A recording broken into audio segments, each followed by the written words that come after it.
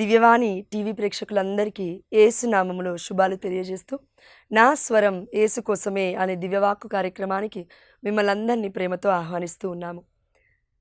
ఈనాడు పరిశుద్ధాత్మ దేవుడు మనకి పరిచయం చేస్తున్న అంశం ఏంటంటే పరిశుద్ధాత్మ కార్యములు. పరిశుద్ధాత్మ కార్యములు అంటే పరిశుద్ధాత్మ దేవుడు మనలో ఉన్నప్పుడు మనము చేసిన గొప్ప అద్భుత ఆశ్చర్య కార్యములు కేవలం మనకు మాత్రమే కాదు, దేవుడైన యేసు ప్రభుల వారికి కూడా పరిశుద్ధాత్మ సహాయం కావాల్సి వచ్చింది. ఎందుకు? మానవ రూపధారుడుగా ఈ లోకంలోకి వచ్చాడు కాబట్టి. తల్లి గర్భములో పడాలన్నా పరిశుద్ధాత్మ దేవుడు నీపై వేయించేస్తాడు అని గాబ్రియేలు దూత అమ్మ మరియ తల్లితో చెప్పింది. ఆ క్షణం మొదలుకొని యేసు ప్రభుల వారు మళ్ళీ పరలోక రాజ్యం మోక్షారోహణుడు అయ్యేంత వరకు కూడా పరిశుద్ధాత్మ ప్రభావము చేతే అన్నీ చేశాడు అని పరిశుద్ధమైన లేఖనాలు చెప్తూ ఉన్నాయి. ప్రియమైన దేవుడి బిడ్డలారా, మొట్టమొదటిగా అపోస్తుల కార్యములు 10వ అధ్యాయం 38వ వచనం మనం చూస్తే, పవిత్రాత్మతోనూ శక్తితోనూ దేవుడు నజరేయుడగు యేసును ఎట్లు అభిషేకించినదియు మీకు తెలియను. మనందరికీ తెలుసు, ప్రపంచానికి మొత్తం తెలుసు కదండి. యేసు ప్రభుల వారు ఎలా అభిషేకింపబడ్డారు? తల్లి గర్భంలో పడడమే పరిశుద్ధాత్మ అభిషేకం. దాని తర్వాత మనందరికీ ఒక మార్గాన్ని యేసయ్య చూపిస్తున్నాడు. అదేంటంటే, యోర్దాను నది దగ్గర ఉన్నప్పుడు బప్తిస్మ యోహాను గారి చేత జ్ఞానస్నానం పొందుకున్నారు. బప్తిస్మ యోహాను గారు అనగా ఇక్కడ లేవీయ వంశస్థుడు, యేసు ప్రభుల వారు యూదా వంశస్థుడు. అంటే లేవీలు అనగా యాజకులు. నేను ఎక్కడికి పడితే అక్కడికి వెళ్ళి జ్ఞానస్నానం తీసుకుంటాను, నా ఇష్టం వచ్చినట్లు పాస్టరయ్య చేతులలో నేను జ్ఞానస్నానం తీసుకుంటాను, కేవలం లే పీపుల్ యొక్క చేతులలో నేను జ్ఞానస్నానం తీసుకుంటాను, అది కూడా ఏకవచనమైన యేసు నామములో అంటే అది కుదరదు. అది అయోగ్యకరంగా తీసుకున్నట్లు జ్ఞానస్నానం కూడా కేవలం లేవీయులు అనబడుతున్న, ఈనాడు లేవీలు కాదు, అందరూ ఎవరైనా యాజకులు అవ్వచ్చు. పెళ్ళిళ్ళు చేసుకోకుండా దేవుణ్ణి పెళ్లి చేసుకొని సంఘముతో భార్యగా ఉంటున్న, భర్తగా ఉంటున్న యాజకులు, మఠకన్యా స్త్రీలు, వీళ్ళందరూ కూడా మనకి దేవాదేవుడు చూపిస్తున్నాడు. ప్రియమైన దేవుడు బిడ్డలారా, ఇందులో ముఖ్యంగా యాజకులు మాత్రమే పితా పుత్ర పరిశుద్ధాత్మ నామములో చిన్న పసికందుగా మనం ఉన్నప్పుడు మన తల్లిదండ్రులు తీసుకెళ్ళినప్పుడు మనకి జ్ఞానస్నానం ఇస్తున్నారు. అవునా? ఎస్, ఇది పరిశుద్ధాత్మ కార్యము, పరిశుద్ధాత్మ దేవుడు ప్రేరేపించిన కార్యము. అపోస్తుల కార్యంలో మనం చూస్తున్నాం. అంటే జ్ఞానస్నానం ద్వారా పరిశుద్ధాత్మని మనం పొందుకుంటున్నాం. అంటే దేవుడి బిడ్డలుగా మనం మారిపోతున్నాం. అయ్యో, ఎక్కడుందండి పరిశుద్ధాత్మతో నింపబడితే దేవుడి బిడ్డలని? రోమీలకు రాసిన లేఖ 8వ అధ్యాయము 14వ వచనంలో, దేవుడి ఆత్మచేత నడిపింపబడి వారు దేవుడి యొక్క పుత్రులు పుత్రికలట. మరి సైతాను ఆత్మతో నడిపింపబడితే ఎవరికి పుత్రులమో మనకు తెలుసు. అంటే దేవుడి ఆత్మచేత నడిపింపబడ్డప్పుడు మరి పరిశుద్ధాత్మతో నింపబడ్డాం, అద్భుతాలను చేస్తున్నాం అని వర్గాలు ఎన్నో చెప్తున్నాయి కదా, డినామినేషన్స్. మరి కథోలిక శ్రీ సభలో ఉన్న సత్యం గురించి చెప్పట్లేదా వాళ్ళకి? అంటే ఏం జరుగుతుంది? పరిశుద్ధాత్మతో ప్రేరేపింపబడినప్పటికీ పరిశుద్ధాత్మ దేవుని చల్లారి చేస్తున్నారు వాళ్ళు. ఎందుకంటే డాంబికత్వం కావాలి, ఎందుకంటే అధికార వ్యామోహం కావాలి, ఎందుకంటే స్టేజ్ల మీద ఎక్కాలి. యాజకులు కాదు గొప్పోళ్ళు, మేము ప్రవక్తలమని వాళ్ళు చెప్పుకోవాలని ఈనాడు ఆడుతున్న కపటం దేవుడికి విరుద్ధంగా వెళ్తున్నారు చాలామంది. ప్రియమైన దేవుడి బిడ్డారా, యాజకులు ఇవ్వాలి. లేవీయుడైన బప్తిస్మ యోహాను గారి చేతిలో యేసు ప్రభుల వారు ఎందుకు జ్ఞానస్నానం పొందుకున్నాడు? యేసు ప్రభుల వారు యూదా వంశస్థుడు, మన బప్తిస్మ యోహాను గారి లేవీకి సంబంధించిన వంశస్థుడు కాబట్టి జకరియా ఎలిజబెత్తమ్మ గర్భంలో పుట్టేలాగున దేవుడు ఎన్నుకున్నాడు. బప్తిస్మ యోహాను గారు పుట్టక ముందే తల్లి గర్భంలో ఉన్నప్పుడే మరియ తల్లి వారి ఇంటికి వెళ్ళడం ద్వారా పరిశుద్ధాత్మ దేవుడితో పరిపూర్ణుడయ్యాడు. ఆమె నలుడియా పాపం మొత్తం కాల్చివేయబడింది గర్భములోనే. ఇక ఆదాము ఏవ యొక్క పాపము ఆ గర్భములో లేదు, ఆ పిండములో లేదు, బప్తిస్మ యోహాను గారిలో లేదు. అందుకే ఆయనకి ఎంత గొప్ప వరాన్ని దేవాదేవుడు ఇచ్చాడంటే దేవుడికే జ్ఞానస్నానం ఇచ్చేంత. మరి యాజకుడు ఆయనకే దేవాది దేవుడు లోబడి యేసు ప్రభుల వారి జ్ఞానస్నానం తీసుకుంటుంటే నువ్వు నేనేంటండి వెళ్ళి ఎక్కడెక్కడో వ్యక్తుల చేతులలో జ్ఞానస్నానం తీసుకుంటున్నాము? తప్పది. బైబిల్ అలా చెప్పట్లేదు. బైబిల్లో సత్యాలు ఉన్నాయి. సత్యము, మార్గము, జీవములో మనం నడవాలి. సాతాను దొంగిలించుటకు వస్తాడు, హత్య చేయుటకు వస్తాడు, మనల్ని నాశనము చేయుటకు వస్తాడు అసత్యం ద్వారా. ఈనాడు వస్తున్నారు కదా వర్గాలు చాలామంది. కథోలిక శ్రీసభ దేవుడి యొక్క వాక్యం సెలవిస్తుంది యోహాను సువార్త 10:10లో, కానీ నేను మీకు జీవమునిచ్చుటకు సమృద్ధిగా ఇచ్చుటకు నేను వచ్చినాను. ఆమె నాడియా. జీవం ఎక్కడ దొరుకుతుందమ్మా? జీవం ఎక్కడ దొరుకుతుందయ్యా? ఒకసారి ఆలోచించండి. వాక్యంలోనా? Word became flesh. వాక్యము మానవుడై మన మధ్యలో నివసించెను. ఆ వాక్కు ఇప్పుడు మనతో చెప్తుంది, యేసయ్య మనతో చెప్తున్నాడు, జీవాహారమును నేనే, I am the bread of life. జీవాన్ని పొందుకోవాలి. ఎక్కడ? వర్గాలలో దొరకదుగా. ప్రతిరోజు నీకు నాకు ఇవ్వరుగా. యాజకులు ఇచ్చినట్లుగా వారి యొక్క తిరుకరముల ద్వారా మాత్రమే, పరిశుద్ధాత్మదేవుని ఇన్వోకేట్ చేసినప్పుడు మాత్రమే, తండ్రి దేవుడు ఆజ్ఞాపించినప్పుడు మాత్రమే యేసయ్య దివ్యమైన శరీర రక్తాలుగా సాధారణమైన రొట్టె ద్రాక్షరసం మారుతుంది బలిపీఠం మీద. నీకు నాకు ఇష్టం వచ్చినట్లుగా ఎక్కడ పడితే అక్కడ బలిపీఠం అంటే తప్పది. దివ్య మందసం ఉండాలి అక్కడ. మరియ తల్లి మధ్యస్థ ప్రార్థన ఉండాలి అక్కడ. పునీతుల మధ్యస్థ ప్రార్థన ఉండాలి అక్కడ.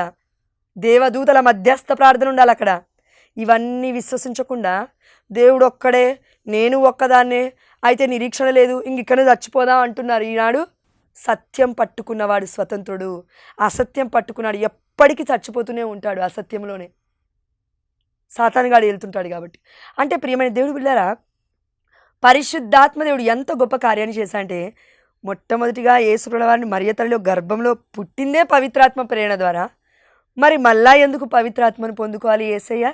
పబ్లిక్ మినిస్ట్రీ అంటే దేవుడి పరిచర్య చేయాలంటే ఒక అన్యుడికైనా, లేదంటే క్రైస్తవుడికైనా, లేదంటే ముస్లింకైనా, హిందువుకైనా, ఇంకెవ్వరికైనా, అన్యులకైనా పరిశుద్ధాత్మ అభిషేకము రావాలి.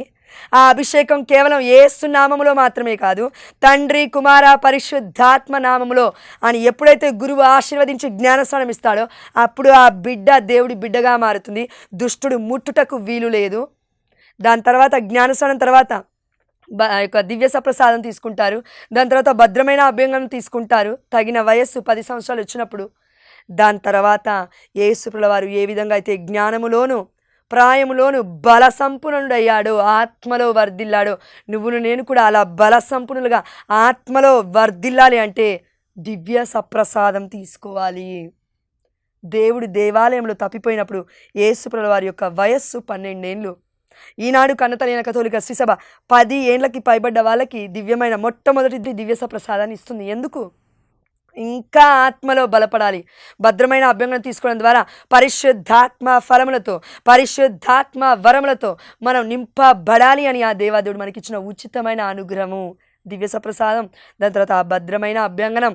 బిషప్ వచ్చి మరి మన యొక్క నుదుటి మీద ఇలా బ్లెస్ చేసి, చంప మీద ఇలా కొట్టి బ్లెస్ చేస్తూ ఉంటారు. బిషప్ గారు వచ్చి, ప్యారిష్ ప్రిస్ట్ కూడా కాదు. అంటే ప్రియమైన దేవుడు బిడ్డలారా, ఎంత అమూల్యముగా ఆ దేవాదేవుడు మనకి పరిశుద్ధాత్మ యొక్క కార్యములు చేస్తున్నాడు చూడండి మన జీవితంలో. దీనికోసం పరిగెత్తినన్ని రోజులు బాగుపడం మనం. దీనికోసం పరిగెట్టినన్ని రోజులు, ఈ పొట్ట కోసం పరిగెట్టినన్ని రోజులు మన బ్రతుకులు బాగుండవు. నిజమైన ఆహారం ఏంటో మనకు అర్థం కాదు. ప్రియమైన దేవుడు బిడ్డలారా, దేవుడు ఒక్కటే మాట అన్నాడు. యేసుప్రభుల వారు యోహాను సువార్త 6వ అధ్యాయంలో 35-48 వచనాల్లో 54వ వచనంలో కూడా అంటున్నారు, జీవాహారమును నేనే. అదేవిధంగా 27వ వచనంలో, మీరు శాశ్వతమైన భోజనమునకై పరితపించుడు, అశాశ్వతమైన ఈ లోక భోజనానికై మీరు పరితపించకండి, అది అశాశ్వతం. ఈరోజు తింటాము, 2 పూటలు తింటామా, 3 పూటలు తింటామా, మోషన్లో వెళ్ళిపోతుంది. కానీ దేవుడి జీవాహారం అలా కాదు. హెబ్రీయులకు రాసిన లేఖ 4వ అధ్యాయము 12వ వచనము, ఈ ఆహారమైన ఎంత ఆరోగ్యం ఇస్తుందో మనకు తెలియదు, కానీ దేవుడి దివ్యమైన ఆహారము, దివ్య సప్రసాదం ఎంత గొప్ప జీవాన్ని మనకిస్తుందంటే, ఇదిగో హెబ్రీయులకు రాసిన లేఖ 4వ అధ్యాయం 12వ వచనము, దేవుడి వాక్కు సజీవమైనది, చైతన్యవంతమైనది, ఇది 2 అంచుల ఖడ్గము కంటే పదునైనది, జీవాత్మల సంయోగ స్థానము వరకు, కీళ్ళు మధ్య వరకు ఛేదించుకొని పోగలదు. ఆమేన్, హల్లెలూయా. మానవులందరి హృదయంలో ఉన్న ప్రతి దాన్ని వెలికి తీయగలదు, పసిగట్టగలదు. ఆమేన్. ఏంటది? దేవుడి యొక్క వాక్కు ఖడ్గము కంటే, 2 అంచుల ఖడ్గము కంటే పదునైనది. ప్రియమైన దేవుడు బిడ్డారా, ఒక చిన్న కత్తి ఉందనుకోండి మన చేతిలో, దానికి 2 ఎడ్జెస్కి కత్తులు ఉన్నాయి. ఒకవేళ ఎవరైనా పొడవాలని చూసామనుకో, ఎవరికి కూడా అవ్వకుండా ఉంది కాక, పొడవాలని చూస్తే అటు ఇటు అవుతే అది మనకు కూడా పొడుచుకుంటుంది, 2 సైడ్స్ ఉంది కాబట్టి షార్ప్గా. అయితే దేవుడు ఏమంటున్నాడు తెలుసా? రెండంచుల ఖడ్గము కంటే పదునైన ఈ వాక్కు చైతన్యవంతమైనది, సజీవమైనది. అంటే ఎంత గొప్ప జీవాన్ని మనకిస్తుంది, ఎంత గొప్ప చైతన్యవంతులుగా మనల్ని నడిపిస్తుంది, ఎంత గొప్ప ఆత్మ సంపూర్ణులుగా మనల్ని ఆశీర్వదిస్తుంది, ఎంత గొప్ప బలవంతులుగా మనల్ని దీవిస్తుందో మనకు అర్థం కావట్లేదా?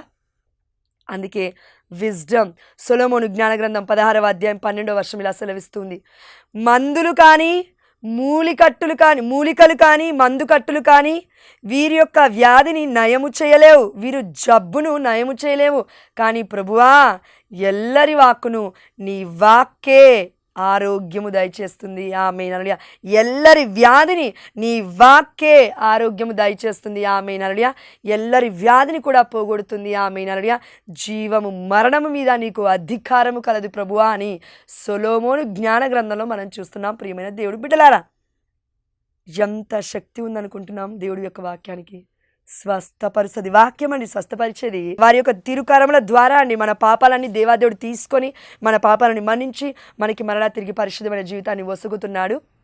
పాప సంకీర్తన అనే సాంగ్యము ద్వారా when they are absolve our sins, వారు మన పాపాలను మన్నించినప్పుడు యోహాను సువార్త 20వ అధ్యాయం 23వ వచనం ప్రకారం యేసుప్రభువు వారి మీదకి పవిత్రాత్మను ఊదాడు. అపోస్తుల మీదకి, మీరు ఎవరి పాపములైనా మన్నిస్తే అవి మన్నింపబడతాయి, ఎవరి పాపములైనా మన్నించకపోతే మన్నించబడవు అని పాస్టర్కి చెప్పలే. అపోస్తలుడు అని కన్నతలిన కథోలిక శ్రీసభ దేని మీద కట్టబడిందంటే యేసుప్రభువారి మూలరాయిగా, అపోస్తలుడు 12 స్తంభాలుగా 12 రాళ్ళగా ఆ దేవదేవుడు నియమించుకున్నాడు, ఎన్నుకున్నాడు. వాటి మీదే ఉన్నాం మనం. వర్గాలలో కాదు ఉండాల్సింది. డైరెక్షన్ మార్చాలి, రూట్ మార్చాలి. సత్యమైనది యేసయ్య మార్గంలోనే మనం నడవాలి.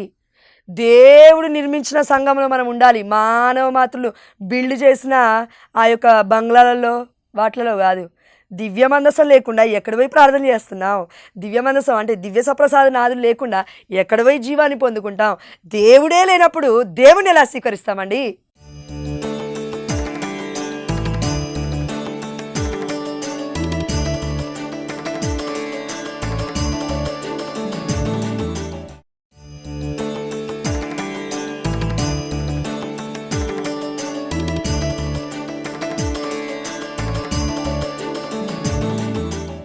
పాస్టర్ని స్వీకరించడానికి వెళ్ళట్లేం మనం, అక్కడికి డినామినేషన్స్ కోసం వెళ్ళట్లేమండి. దేవుడి కోసం మనం వెళ్తున్నాము.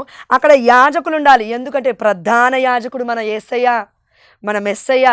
దేవుడే యేసుప్రభువారే ప్రధాన యాజకుల్ని మన కోసం నియమించినాడు. అందుకే Peter is the first Pope in this world. పేతురు మొదటి పోపు ప్రపంచంలో. ఆయన ఒక యాజకుడు, ప్రధాన యాజకుడు, ఒక గురువు. ఆయన చేతుల ద్వారానే ఇవన్నీ కూడా జరుగుతున్నాయి ఇప్పటికి కూడా. ఇప్పుడు మన పోప్ లియో గారు 14వ లియో పాపు గారు ఉన్నారు. కాబట్టి ప్రియమైన దేవుడు బిడ్డలారా, మనం అందరం గుర్తుపెట్టుకుందాం, పరిశుద్ధాత్మ దేవుడు చేస్తున్న కార్యములు ఇంత గొప్పగా ఉన్నప్పుడు మరి మనలో ఉన్నది పరిశుద్ధాత్మ దేవుడా, సాతాను ఆత్మనా? అపమార్గం పట్టించేది సాతాను ఆత్మ, నిజమైన సత్యమైన మార్గంలోకి తీసుకెళ్లేది దేవుడి ఆత్మ. ఇప్పుడు మనం కరెక్ట్గా ఆలోచిద్దాం. కథోలిక శ్రీసభలోకి మనం ఎంతమంది వెళ్తున్నాం? మళ్ళీ అటు ఇటు కాదు, ఒకే పడవలో ఉండాలి, 2 పడవలలో ఉండొద్దు. ఆనాడు నోవా ఒకే పడవలో ఉన్నాడు, 2 పడవలలో లేడు. అందుకే కాపాడబడింది ఆయన కుటుంబం. నీవు నేను కూడా ఒకే పడవలో ఉండాలి. కథోలిక శ్రీసభ అనే పడవలోనే ఉండాలి, నోవా అనే పడవలోనే ఉండాలి, క్రీస్తు అనే పడవలోనే ఉండాలి. విశ్వాసము పడవకి గుర్తుగా ఉంది, అవునా? కథోలిక విశ్వాసం ఏంటి? విశ్వాస ప్రమాణం ఏంటి? కథోలిక శ్రీసభను విశ్వసిస్తున్నాను, పునీతుల సంబంధ ప్రయోజనం విశ్వసిస్తున్నాను, పాపముల మన్నింపును విశ్వసిస్తున్నాము. అయ్యో, దివ్య సంస్కారాలను మొత్తం చెప్తున్నా, పునీతులు ఉన్నారని నమ్ముతున్నా, కానీ ఈ వర్గాలు నమ్మట్లేవు. మరి రోజు దేవుని ఇవ్వట్లేరుగా వాళ్ళు. నీకు నాకు కథోలిక శ్రీసభలో దేవుని ఇస్తున్నారు, వెళ్తే దివ్య ప్రసాద నాదుని ఇస్తున్నారు. అందుకే కొలస్సీలకు రాసిన లేఖ 1వ అధ్యాయం 27వ వచనం ఇలా సెలవిస్తుంది, క్రీస్తు నాలో ఉన్నాడు. ఏంటది? యేసయ్య దివ్యమైన దేహము రక్తము నాలోకి వచ్చింది. ఇప్పుడు క్రీస్తు నాలో ఉన్నాడు. గలతీయులకు రాసిన లేఖ 2:20, ఇక జీవించుతున్నది నేను కాదు, క్రీస్తు నా యందు జీవించుచున్నాడు. ఆమేన్ హల్లెలూయా. పునీత పౌలు గారు అంటున్నారు, ఇప్పుడు మనము కూడా అనాలి. ఎవరము? కథోలిక శ్రీసభలో ఉన్న వాళ్ళం ధన్యులం. అన్యులం కాదు, మనం ధన్యులం. దేవుడి మార్గం ఏంటో క్లియర్గా దేవుడు మనకి సత్యంలో చూపిస్తూ ఉన్నాడు. జీవపు మార్గంలో మనం తీసుకెళ్తున్నాడు. ఇది ఇరుకైన మార్గం కథోలిక శ్రీసభ. ఎందుకంటే దేవుడి మీదే ఉంటుంది మన ఫోకస్ అంతా. దేవుడి మీదే ఉండాలి. కష్టం. ఈ లోకంలో జీవిస్తూ దేవుడి మీద ఉండాలంటే మన చూపులు కష్టం. ఈ లోకంలో జీవిస్తూ పాస్టర్ల మీద పాస్టర్ల మీద చూపు ఉండాలంటే చాలా ఈజీ. వాళ్ళే అద్భుతాలు చేస్తున్నారని మనం అనుకుంటున్నాము. అపోహలో ఉన్నాం, భ్రమలో ఉన్నాం, గాల్లో మేడలు కడుతున్నాం, కూలిపోతాయి అవి. కాబట్టి ప్రియమైన దేవుడు బిడ్డలారా, మనం అందరం గుర్తుపెట్టుకుందాం, దేవుడు కావాలా, మనిషి కావాలా? దేవుడు ఇచ్చిన సంఘం కావాలా, మనుషులు సృష్టించిన వర్గం కావాలా? దేవుడున్న దివ్య సప్రసాదు నాదుడున్న మరియతల్లి మధ్యస్థ ప్రార్థన జరపబడుతున్న దివ్య మందసం కావాలా? ఇదిగో ప్రేమ విందు కావాలా? ఫ్లెక్సీలలో ఉన్న ప్రేమ విందు కావాలా? ఫ్లెక్సీలు లేకుండా నిజమైన కథోలిక శ్రీ సభలో ఉన్న దేవుడైన విందు యేసుప్రభుల వారు దివ్య సప్రసాదం కావాలా? నిర్జీవమైన జీవితం కావాలా? జీవము కలిగిన యేసయ్య కావాలా? అసలు ఆహారము ఉంది అని చెప్తూ ఏదో ఈ లోక ఆహారాన్ని పెడుతున్న ఈ వర్గాలు నీకు నాకు కావాలా? లేదంటే నిజమైన జీవాహారము నేనే అని చెప్తున్న యేసయ్య మనకి కావాలా? ఇర్మియా గ్రంథంలో మనం చూస్తున్నాం, నన్ను విడనాడి మానవ మాతృడిపై ఆధారపడివాడు శాపగ్రస్తుడు. ఎందుకు మనం ఇలా కుంగిపోతున్నాం? ఎందుకు ఇలా మనం బానిసత్వంలోకి వెళ్ళిపోతున్నాం? ఎందుకు ఇలా మనం ఇలా ఉన్నాము అంటే అసత్యమైన మార్గంలో మనం ఉన్నామేమో. 2 పడవల మీద అడుగులు పెట్టామేమో. అటు ఇటు కొట్టుమిట్టాడుతున్నాం. గాలి రాగానే, తుఫాను రాగానే, సముద్ర కెరటాలు ఎక్కువ కాగానే. ప్రియమైన దేవుడు బిడ్డలారా, పేతురు కూడా ఆనాడు ఒక్క పడవలోనే ఉన్నాడు, 2 పడవలలో అడుగు పెట్టలేదు. అందుకే దేవుడు కాపాడాడు మునిగిపోతున్నప్పటికీ కూడా. దాని తర్వాత అపోస్తులు వాళ్ళని కూడా 11 మందిని కూడా కాపాడాడు యేసయ్య. అంటే నువ్వు నేను ఉండాల్సిన ప్లేస్లో ఉండి అడగాలి, యేసయ్యా కాపాడయ్యా, యేసయ్యా రక్షించయ్యా, యేసయ్యా దీవించయ్యా, ప్రభువా మమ్మల్ని కాపాడు నాయన, ప్రభువా మమ్మల్ని కాపాడుకో ప్రభువా, ప్రభువా మమ్మల్ని దీవించు ప్రభువా, ప్రభువా మా కుటుంబాన్ని రక్షించు ప్రభువా అంటే అప్పుడు ఆ దేవాదేవుడు మాట్లాడతాడు, రక్షణ నా రక్తములోనే ఉంది. ఆమేన్ హల్లెలూయా. దివ్య సప్రసాద నాదుడే మనకి మూలమై ఉన్నాడు. ఆమేన్ హల్లెలూయా. మొన్నటి రోజున కార్పస్ క్రిస్టి అంటే దివ్యమైన దేవుడి యొక్క దేహము రక్తాల పండుగని మనము కొనియాడి ఉన్నాం. అవునా? ఎస్. ఏ రోజు? 7వ తారీఖు జూన్ నెలలో, ఈ జూన్ నెలలో 7వ తారీఖున మనం కొనియాడి ఉన్నాం. ఎందుకు కొనియాడి ఉన్నాం? Jesus is a centre of our lifes. Yesayya మాత్రమే, క్రీస్తు మాత్రమే మనకి మూలం. ప్రీస్ట్లకైనా, నన్స్కైనా, లే పీపుల్కైనా, సాధారణమైన వ్యక్తులకైనా, ఇంకా పెద్ద పోపు గారికైనా, బిషప్స్కైనా, మన కార్డినల్ గారికైనా, ఇంకెవ్వరికైనా, ప్రధాన యాజకులైనా, డీకన్ బ్రదర్స్కైనా, కాబోతున్న మఠకన్యా స్త్రీలకైనా, ఇంకెవ్వరికైనా దేవుళ్ళో జీవించాలి అంటే మూలం యేసయ్య మాత్రమే, ఎవ్వరు కాదు, యేసయ్య మాత్రమే. కానీ వేరే వర్గాలకు వెళ్తున్న బిడ్డల్ని దేవదేవుడు అడుగుతున్నాడు, అక్కడ ఏ మూలం ఉందని వెళ్తున్నాం? ఏ మూలలో వెతుకుతున్నాం దేవుణ్ణి వెళ్ళి? దివ్యమైన బలి పూజ అర్థమవుతుందా మనకి? దివ్యమైన పరిశుద్ధాత్మ కార్యం అది. పోపుల గారి ద్వారా, ఎంతోమంది పండితుల ద్వారా పరిశుద్ధమైన గ్రంథంలో ఉన్నది ఎన్నో వాక్యాలు వివరించి, అందులో లోతైన అర్థాలు తీసి, ప్రతి దాన్ని కూడా క్రోడీకరించి మనకి మన కన్నతలైన కథోలిక శ్రీ సభ, మన పితరులు, మన పెద్దలు, మన చర్చ్ పెద్దలు మనకిచ్చిన గొప్ప ధన్యత్వం, దేవుడే మనకిచ్చిన ధన్యత్వం, దివ్యమైన బలి పూజ విందు. ఇది గొర్రెపిల్ల విందుకు పిలువబడిన వారందరూ ధన్యులు.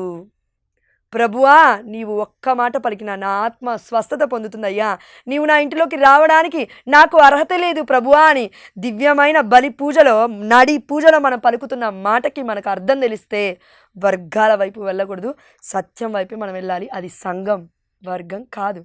కాబట్టి ప్రియమైన దేవుడు బిడ్డలారా, పరిశుద్ధమైన గ్రంథంలో పరిశుద్ధమైన కార్యముల గురించి కదా మనం మాట్లాడుకుంటుంది. ఇది మనకు అర్థం అవ్వాలంటే పరిశుద్ధాత్మ దేవుడు ఏం చెప్తున్నాడో, అపోస్తుల కార్యములు 10వ అధ్యాయం 38వ వచనం చూస్తూ ఉన్నాము. యేసు ప్రభువారు పవిత్రాత్మతోనూ శక్తితోనూ నింపబడిన తర్వాత ఖాళీగా లేడు, మేలు చేయుచు అంతటను పర్యటించుచు పిశాచ శక్తికి లోబడిన వారందరికీ స్వస్థతనిచ్చెను. ఆమేన్ హల్లెలూయా. ఏలయనా దేవుడు ఆయనతో ఉండెను. ఆమేన్ హల్లెలూయా. ఇమ్మానుయేలు అనగా దేవుడు. అవునా? ఎస్. ఇప్పుడు యావే ప్రభు యేసయ్యతో ఉన్నాడు. యేసు ప్రభువారు మనతో ఉన్నాడా? ఎలా ఉన్నాడు? మనలో ఉన్నాడా? ఎలా ఉన్నాడు? దివ్య సప్రసాద నాదుడే మనతో ఉన్నాడు, మనలో ఉన్నాడు. ఇక జీవిస్తున్నది మనం కాదు, క్రీస్తే మనలో జీవిస్తున్నాడు. ఎవరైతే కథోలిక శ్రీ సభలో దివ్య సప్రసాద నాదుని ప్రతిరోజు ప్రతి వారంలో కొంటూ ఉన్నామో యోగ్యకరముగా అయోగ్యకరముగా స్వీకరిస్తే రోగాలు వచ్చిపోతామని పరిశుద్ధమైన గ్రంథం చెప్తుంది. 1 కొరింథీయులకు 11వ అధ్యాయంలో ఉంది. కాబట్టి ప్రియమైన దేవుడు బిడ్డారా, అయ్యో కథోలిక శ్రీసభలో అద్భుతాలు జరుగుతున్నాయి, వర్గాలలో కూడా అద్భుతాలు జరుగుతున్నాయండి. అద్భుతాలు జరుగుతున్నాయి కదండి, వెళ్తే తప్పేంది అని అంటున్నామా? అద్భుతాలు సాతాను చేస్తుంది, దేవుడు అంతకన్నా గొప్పగా చేయగలుగుతాడు. ఇది నేను చెప్పడం కాదండి. అపోస్తుల కార్యములు ఒకసారి తీయండి. మా అపోస్తుల కార్యములు పేతురు అద్భుతాలు చేశాడా? పరిశుద్ధమైన గ్రంథంలో దేవుడి ఆత్మ చేత పెంతెకోస్తు పండుగ రోజున నింపబడిన అపోస్తలులు అనేక అద్భుతాలు చేశారు. అయితే వాళ్ళు బిల్డ్ చేసింది యేసయ్య, ఇదిగో పేతురు నీ రాతిపై నా సంఘాన్ని కడుతున్నాను అని యేసుప్రభువు వారు కట్టిన సంఘాన్ని వాళ్ళు కంటిన్యూ చేశారు, కొనసాగించారు పేతురు. అవునా?